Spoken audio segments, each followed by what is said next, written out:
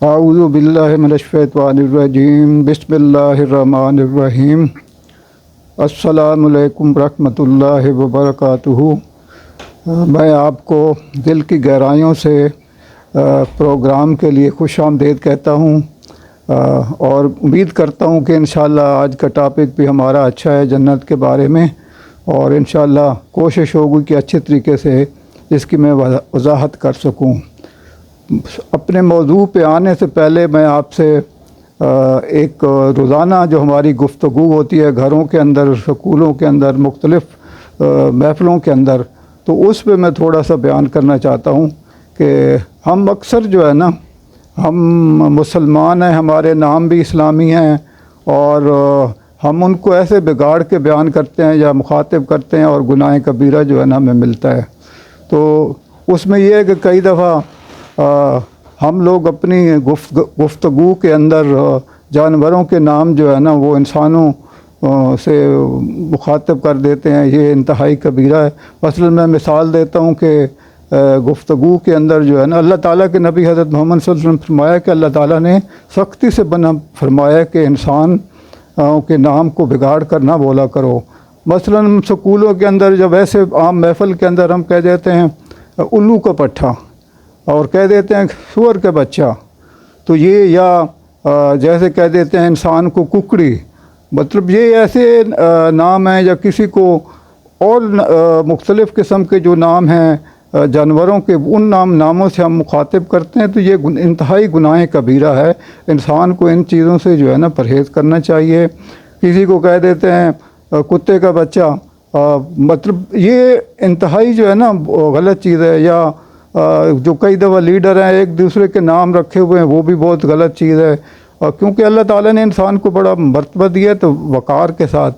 ابھی جیسے دوسرا مثلا کسی کا نام کلیم اللہ ہے تو اس کو کتنا اچھا نام ہے، وہ بول دیں گے ملا۔ حبیب اللہ ہے تو بلا بول دیں گے، مطلب حبیب اللہ اللہ کا دوست، اور اس کو کیسے بگاڑ دیا کہ بلا کہہ دیا ہے۔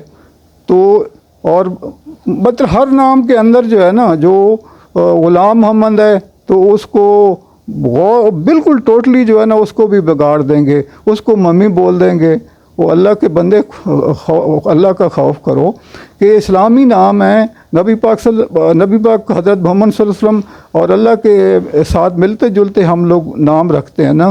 تو غلام محمد ہے تو اس کو مطلب محمد صلی اللہ علیہ وسلم کا غلام، ٹھیک ہے نا جی۔ تو ان چیزوں کو ہمیں سوچنا چاہیے کہ ہم یہ بالکل ہی ٹوٹلی جو ہے نا گناہ کبیرہ مفت میں سمیٹ رہے ہوتے ہیں۔ تو ہم نے اسلامی نام رکھیں کہ ان کو آپ کوشش کریں کہ گھر کے اندر جو ہے نا گفتگو میں یا محفل کے اندر نام صحیح سے پکارا کریں، تاکہ آپ کو یہ مفت کے گناہ آپ لوگ لینا شروع کر دیتے ہیں۔ تو میری آپ سے گزارش ہے کہ ابھی کفایت اللہ ہے تو اس کو جناب کچھ اور نام سے بگاڑا ہوگا، اچھا خاصا نام ہوتا ہے۔ تو میرا کہنے کا مین مقصد یہ ہے کہ یہ ایسے گناہ ہیں جو ہم کسی وجہ کے بغیر سمیٹ رہے ہیں۔ تو سیاسی لیڈران سے بھی گزارش ہے، کسی کو ڈیزل کہہ رہے ہوتے ہیں، یا وہ ان کو یہودی کہہ رہے ہوتے ہیں، اور کسی کو مطلب مختلف ناموں سے جو ہے نا پکارا جا رہا ہوتا ہے، زرداری صاحب کا نام لیا جاتا ہے، باقیوں کا لیا جاتا ہے۔ اس چیز پہ گفتگو کے اندر پرہیز کریں۔ یہ وہ گناہ ہیں جو میرے خیال میں سمجھتا ہوں کہ اللہ تعالیٰ کا نام جب ساتھ جڑا ہوا ہے تو انسان کو بڑی اتحاد کے ساتھ جو ہے نا وہ نام لینا چاہیے۔ تو مثلا خان محمد ہے تو اس کو خانو کہہ دیں گے، آپ دیکھیں کہ خان محمد، اور اس کو بگاڑ کر دیں گے نام کا۔ تو اتنے نام ہے میرے ذہن میں کہ میں بیان کروں تو میں خود یہ پورا گھنٹہ لگ جائے گا۔ اور یہ ہر گھر کی یہ جو ہے نا چھوٹے چھوٹے نام پیار سے پکارے ہوتے ہیں، اور اس کو جو ہے نا، ابھی میں مثال دے تو میرا اپنا نام بچپن میں جو ہے نا وہ مجھے پہلے گھر والوں نے متی اللہ کو رکھا ہوگا پیار سے کہ بھئی یہ نام لکھیں گے، تو میرا پہلے مجھے بھی پتہ نہیں تھا کہ میرا اصل نام عظمت اللہ خان ہے۔ تو پہلے میں متی اللہ پہ متیہ چلتا رہا، اس کے بعد جناب علی سکول کے اندر عظمت اللہ خان بن گیا۔ تو یہ چیزیں ہیں کہ جو انسان کو پہلے اور نام کو بگاڑنا نہیں چاہیے۔ ایک نام جو ہے نا شروع میں سوچ لیں گھر کے اندر کہ ہم نے اس بچے کا جو ہے نا، لڑکیوں کے نام ہم بگاڑ دیتے ہیں، لڑکیوں کے نام بھی اس طرح بگاڑ دیتے ہیں کہ بندہ حیران ہوتا ہے۔ کلثوم ہے بڑا اچھا نام ہے کلثومی کہہ دیں گے، تو یہ مطلب خواتین کے نام بھی بگاڑ دیتے ہیں۔ تو میں تو حیران ہوتا ہوں کہ بھئی کچھ تھوڑا سا سوچیں کہ کتنے اسلامی اچھے نام ہیں۔ تو غلام فاطمہ ہے تو اس کو کہہ دیں گے گاموں، ٹوٹلی بندہ حیران ہوتا ہے کہ کس طرف جا رہے ہیں ہم لوگ، جو ہے نا وہ چیزیں جو بالکل ہی جو ہے نا انسان کو اچھے طریقے سے بولنا چاہیے، اس پہ ہم آ جاتے ہیں۔ تو میری آپ سے گزارش ہے کہ اپنی گفتگو کے اندر ان چیزوں سے آپ پرہیز کریں اور اسلامی ناموں کو پکارتے ہوئے بڑی اطاعت کریں، اور جانوروں سے تو تشبیہ دینا انتہائی گناہ کبیرہ ہے، اور کوشش کریں کہ جب انسان گھر کا جو سربراہ ہے وہ ان چیزوں سے بچوں کو سمجھائے کہ نام بگاڑ کے نہ پکارا کریں، ماؤں کو بھی یہ کام ہے۔ تو یہ میں نے آپ سے بیان کرنا تھا۔ تو اب میں آتا ہوں کہ جنت کا اعلیٰ ترین درجہ وسیلہ ہے جس پر ہمارے پیارے رسول اکرم صلی اللہ علیہ وسلم رونق افروز ہوں گے۔ یہ وسیلہ کو ہمارے لوگ جو میں نے مختلف جگہ پہ سنا ہے اور دیکھا ہے کہ وسیلہ کا لفظ جو ہے نا وہ غلط طریقے سے استعمال ہوتا ہے۔ وہ کئی دفعہ کہہ رہے ہوتے ہیں کہ جی وسیلہ نبی پاک صلی اللہ علیہ وسلم ہوں گے، کبھی وہ پیروں کو کہہ رہے ہوں گے، کبھی مطلب جو ان کے اپنے ہے اس کے مطابق، کبھی وہ کہہ رہے ہوں گے کہ جی دنیاوی کاموں میں وسیلہ لے کے جائیں گے تو کام ہوگا، حالانکہ اس کا مطلب ٹوٹلی مختلف ہے۔ اب میں بیان کرتا ہوں حدیث مبارکہ۔ حضرت ابو ہریرہ رضی اللہ تعالیٰ عنہ سے روایت ہے کہ رسول اکرم صلی اللہ علیہ وسلم نے فرمایا، جب تم مجھ پر درود بھیجو تو میرے لیے اللہ تعالیٰ سے وسیلہ کی دعا کرو۔ یہ نبی پاک صلی اللہ علیہ وسلم فرما رہے ہیں کہ جب تم مجھ پر درود بھیجو تو میرے لیے اللہ تعالیٰ سے وسیلہ کی دعا کرو۔ صحابہ کرام نے عرض کیا، یا رسول اللہ وسیلہ کیا ہے؟ آپ صلی اللہ علیہ وآلہ وسلم نے ارشاد فرمایا، جنت میں اعلیٰ ترین درجہ، جنت میں اعلیٰ ترین درجہ جو صرف ایک آدمی کو حاصل ہوگا، اور میں امید کرتا ہوں کہ وہ میں ہوں گا۔ اس احمد نے روایت کیا ہے۔ تو اس کا واضح طور پہ آپ دیکھیں کہ مطلب کوئی اللہ تعالیٰ، نبی پاک صلی اللہ علیہ وسلم اللہ تعالیٰ سے جو ہے نا وہ توقع رکھتے ہیں کہ یہ وہ وسیلہ کا مطلب یہ ہے کہ جنت میں ایک ہی بندے کو یہ مقام ملے گا تو وہ نبی پاک صلی اللہ علیہ وسلم ہوں گے انشاءاللہ۔ جنت کے 100 درجات ہیں، ہر درجات میں زمین و آسمان کا فرق ہے، تو آپ اندازہ لگائیں کہ جنت کتنی وسیع ہوگی کہ ان کا فاصلہ جو ہے نا، جنت کے سب سے اوپر والے درجے کا نام بھی فردوس ہے، جس سے جنت کی 4 نہریں جاری ہوتی ہیں۔ تو اللہ تعالیٰ نے فرمایا ہے کہ، اور نبی صلی اللہ علیہ وسلم نے فرمایا ہے کہ آپ اللہ سے جب کچھ مانگیں دعاؤں کے اندر تو جنت الفردوس کا تقاضا کیا کریں، تاکہ اللہ تعالیٰ اس مقام پہ آپ کو وہ جگہ نصیب فرمائے۔ ہر مومن کو اللہ تعالیٰ سے جنت کا سب سے اوپر والا درجہ فردوس مانگنا چاہیے۔ فردوس کے اوپر اللہ تعالیٰ کا عرش مبارک ہے، اس کے اوپر جو اللہ تعالیٰ کے عرش مبارک کو فرشتوں نے تھاما ہوا ہے۔ جنت کے 100 درجے ہیں، ہر 2 درجوں کے درمیان زمین و آسمان کا فاصلہ ہے۔ سب سے اعلیٰ ترین درجہ کا نام فردوس ہے۔ فردوس سے جنت کی 4 نہریں سیحان، جیحان، فرات اور نیل جاری ہوتی ہیں۔ فردوس کے اوپر اللہ تعالیٰ کا عرش ہے۔ جب بھی اللہ تعالیٰ سے جنت کا سوال کرو تو فردوس کا سوال کیا کرو، اسے ترمذی نے روایت کیا ہے۔ تو انسان کو جب بھی اللہ تعالیٰ سے فریاد کرنی ہے تو یہ چیز ہمیں وہ کرنی چاہیے۔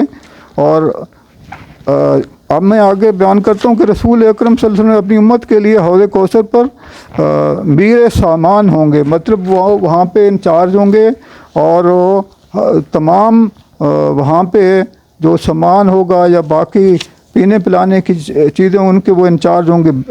اس میں صرف ایک چیز اللہ تعالیٰ نے واضح طور پر فرمائی ہے، جس میں نبی پاک صلی اللہ علیہ وسلم نے بتایا ہے کہ بدعتی لوگ آپ صلی اللہ علیہ وسلم کے حوض کوثر سے محروم واپس پلٹیں گے۔ اب میری گزارش ہے کہ اللہ تعالیٰ نے ہمارے لیے دین مکمل کر دیا۔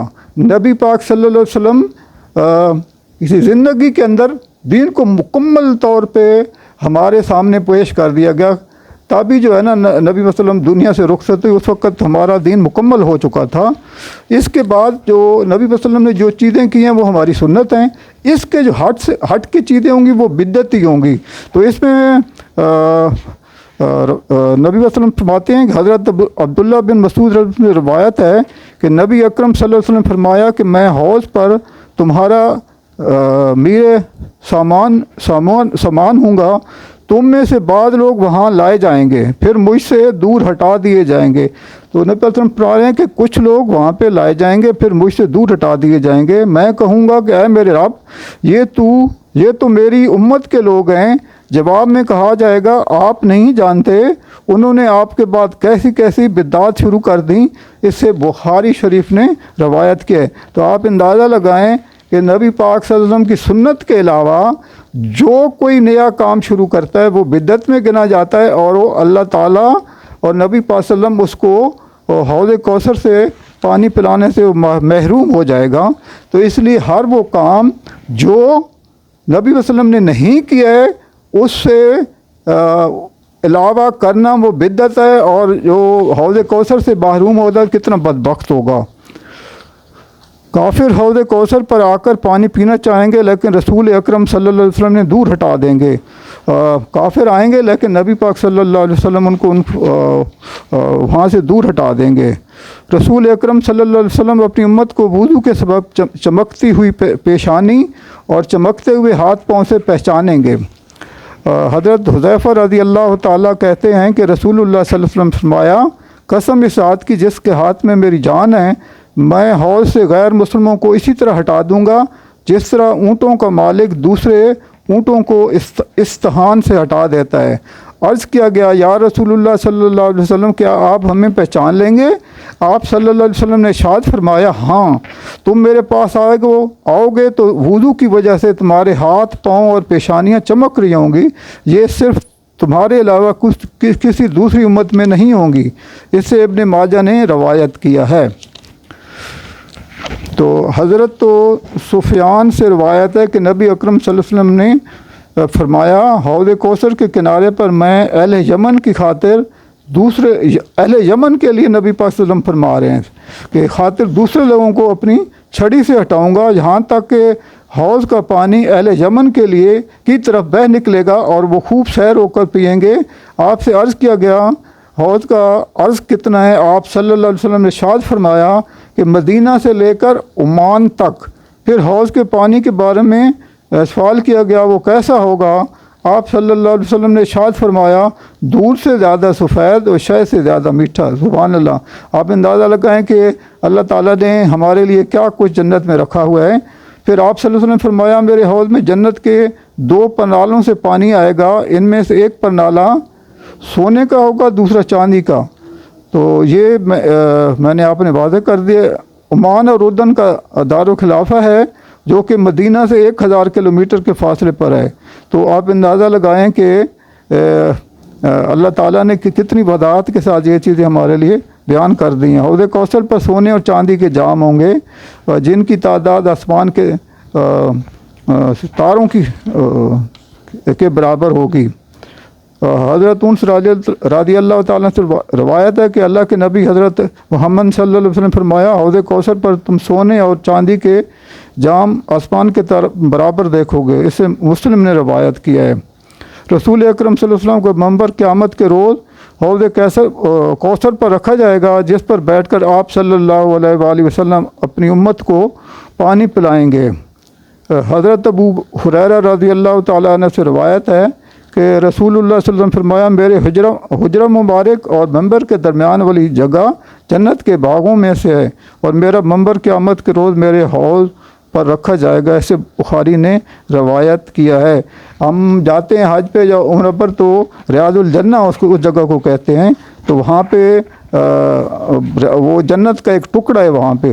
تو میری آپ سے گزارش ہے کہ میں کوشش ہوتی ہے کہ جو جنت ہے اس کے لیے انسان اگر کچھ محنت کرے گا اس دنیا کے اندر تو جنت کا حقدار ٹھہرے گا۔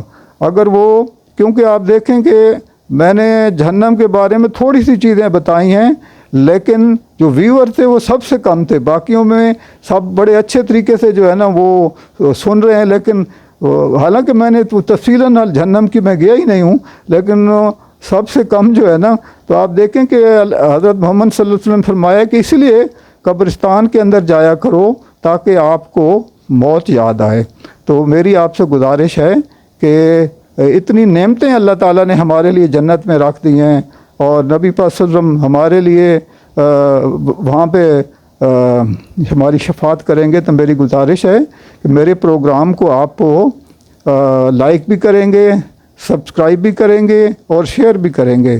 تو میں آپ کے لیے دعا کرتا ہوں، آپ میرے لیے دعا کیجیے گا۔ آمین۔ اللہ رب العالمین۔